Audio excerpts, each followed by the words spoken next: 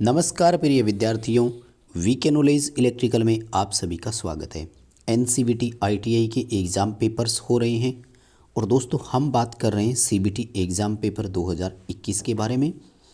अभी दिसंबर के महीने में पेपर हो रहे हैं, 20 दिसंबर से लगभग पेपर स्टार्ट हो गए थे और आज दोस्तों 24 दिसंबर 2021 को जो मॉर्निंग शिफ्ट थी 9 बजे से लेकर सुबह 11 बजे तक, उस शिफ्ट का ये पेपर है। हम बात कर रहे हैं इलेक्ट्रिशियन ट्रेड थ्योरी के बारे में। तो इलेक्ट्रिशियन थ्योरी के कौन कौन से प्रश्न इसमें पूछे गए वो क्वेश्चन हम आपके साथ चर्चा करेंगे। 50 प्रश्न आते हैं और सीबीटी एग्ज़ाम होता है, लेकिन निमी असाइनमेंट में से ही आ रहे हैं और टॉप मोस्ट क्वेश्चंस पर वीडियो हमने दिया हुआ है। इस वीडियो के डिस्क्रिप्शन में आपको लिंक मिलेगा, प्लेलिस्ट में आप जाकर हमारे उन 500 वीडियोज़ को ज़रूर देखें। लगभग थ्योरी का पेपर उन्हीं में से आता है और आप अच्छे नंबर से पास होंगे, ऐसा हमारा मानना है। आगे बढ़ने से पहले आपसे निवेदन करूंगा कि हमारे चैनल को अभी तक आपने सब्सक्राइब नहीं किया तो चैनल सब्सक्राइब कर लीजिए, इस वीडियो को लाइक कीजिए, अपने दोस्तों को ये वीडियो आगे फॉरवर्ड ज़रूर कीजिए। दोस्तों चैनल पर वैकेंसी की न्यूज़, कंपटीशन एग्ज़ाम्स के पेपर, जितनी भी भर्तियां होती है उनसे संबंधित न्यूज़, काफ़ी कुछ आपको मिलता है, इसलिए चैनल सब्सक्राइब ज़रूर कर लेवें। आइए दोस्तों आज के प्रश्नों से शुरू करते हैं। नंबर 1 क्वेश्चन आपकी स्क्रीन पर है।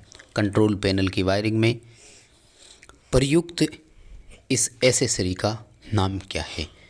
दोस्तों कंट्रोल पैनल वाले में से एक क्वेश्चन पक्का आता है जिसमें डायग्राम दिया हुआ आता है, चाहे वो नायलॉन टाई का आ जाए, चाहे वो इस ग्रोमेट का आ जाए या फिर डिन रेल का आ जाए। इन तीन में से सबसे ज़्यादा सवाल आते हैं। ये जो आप अपनी स्क्रीन पर देख पा रहे हैं इसे ग्रोमेट बोलते हैं, सी उत्तर रहेगा। वैसे देसी भाषा में इसको ग्लैंड भी बोला जाता है और ये पैनल में केबल को फिट करने के लिए लगाया जाता है, जिसमें केबल कटने से बचाव होता है, यांत्रिक क्षति से केबल को प्रोटेक्शन दिया जाता है, आप ऐसा कह सकते हैं। सेकंड क्वेश्चन है कि डिवाइस आपको दिखाया गया है सिंबल के रूप में, प्रतीक को पहचान करके बताइए कि ये डिवाइस है कौन सी। तो दोस्तों ये डायक है, 2 डायोड आमने सामने जुड़े हैं। अगर इसी में गेट नाम का सिरा और निकला होता तो वो ट्राइक बन जाता, और एससीआर में एनोड, कैथोड और गेट नाम के 3 सिरे हैं और एक डायोड होना चाहिए था, 2 की जगह अगर दिखाए तो वो एससीआर होगा। वैसे दोस्तों यही क्वेश्चंस है जो सबसे ज़्यादा बार रिपीट हो रहे हैं। हर दिन पेपर जो भी क्वेश्चन पूछे गए थे हमने उन पर वीडियो दिया, और कई सारे क्वेश्चन ऐसे हैं जो क्रॉस मैच हुए।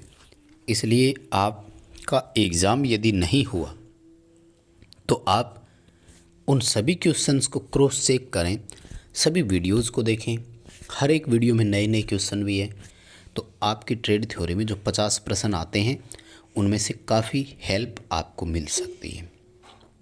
आगे देखो, प्रश्न पूछ रहे हैं कि ओसिलेटर सर्किट में रेजोनेंस फ्रीक्वेंसी का फॉर्मूला कौन सा होता है। तो ऑप्शन जिस भी लिखा हुआ हो आप याद रखना। रेजोनेंस फ्रीक्वेंसी का फॉर्मूला होता है 1/2 पाई अंडर LC। ठीक है, तो जिस ऑप्शन में लिखा हुआ है आप याद कर सकते हैं, पर क्वेश्चन जरूर आता है। आगे देखो, ये है वो क्वेश्चन जिसकी मैं बात कर रहा था।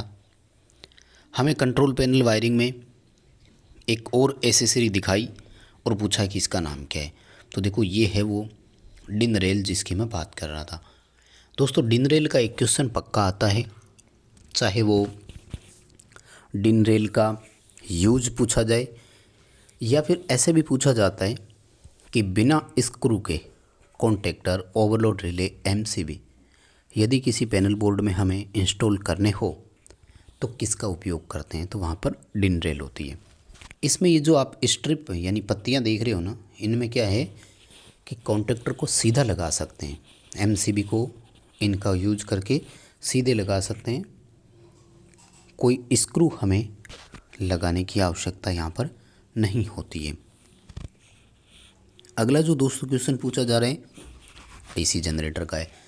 वैसे 3rd और 4th सेमेस्टर की जो निम्मी की असाइनमेंट है आप भारत स्किल वेबसाइट से भी डाउनलोड कर सकते हैं। इस पर मैंने वीडियो बनाया हुआ है और हमारे टेलीग्राम में भी हमने डाल रखी है। तो टेलीग्राम का लिंक इस वीडियो के डिस्क्रिप्शन में है, उसे आप ज्वाइन कर सकते हैं। और डिस्क्रिप्शन में लिंक भी दिया हुआ है, हमारा एंड्रॉयड ऐप भी डाउनलोड करें अगर आपने नहीं किया है। पेपर लगभग 3rd और 4th सेमेस्टर PDF में से ही आ रहा है, इसलिए पूरी संभावना है कि आपका पेपर भी उन्हीं में से हो। पूरी PDF आप जरूर पढ़ें। DC जनरेटर में प्रेरित EMF की दिशा ज्ञात करने के लिए नियम पूछा है तो फ्लेमिंग का राइट हैंड रूल यूज करते हैं।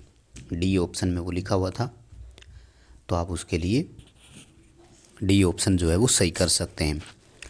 आगे देखो सवाल पूछ रहे हैं कि DC जनरेटर का X से चिन्हित भाग का नाम क्या है। एक पार्ट आपको दिखाए, देखो ये तो है कम्यूटेटर सेगमेंट, और ये जो आप पोर्शन देख रहे हैं इस पोर्शन का नाम है राइजर।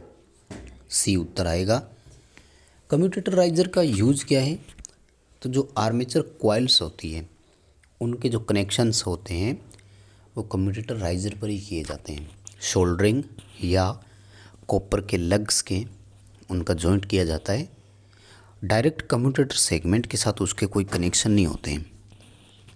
C उत्तर इसमें अपना सही आएगा, कम्यूटेटर राइजर कर देना। आगे देखो इंडक्शन मोटर में एक कंट्रोल सर्किट आपको दिखाते हैं और उस सर्किट का नाम पूछा जाता है।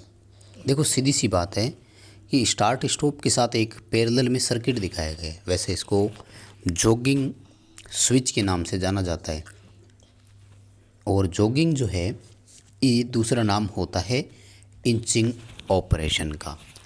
इंचिंग और जॉगिंग प्रचालन क्या है वो मैं आपको बता दूं, तो ये होता है थोड़े समय के लिए मोटर को चलाना, या फिर मैं यूँ कहूँ कि जितनी हमें आवश्यकता है उतना चलाना। यानी इसमें जो कंट्रोल सर्किट होता है, जैसे आप देख रहे हैं ये रिकॉइल, तो इसमें होल्डिंग के लिए कोई एनो बटन नहीं होता है, एनो कॉन्टेक्ट नहीं होता है। इसलिए मोटर केवल तब तक ही चलती है जब तक आप इसको स्टार्ट कमांड देकर रखते हैं। इसको बोलते हैं जॉगिंग या इंचिंग प्रचालन। यानी आवश्यकता के अनुसार प्रचालन के लिए बार बार कमांड देना इंचिंग ऑपरेशन कहलाता है। ये देखो एक इलेक्ट्रॉनिक डिवाइस दी गई थी, पूछा गया कि आपको दर्शाया गया जो है ये कौन सा गेट है।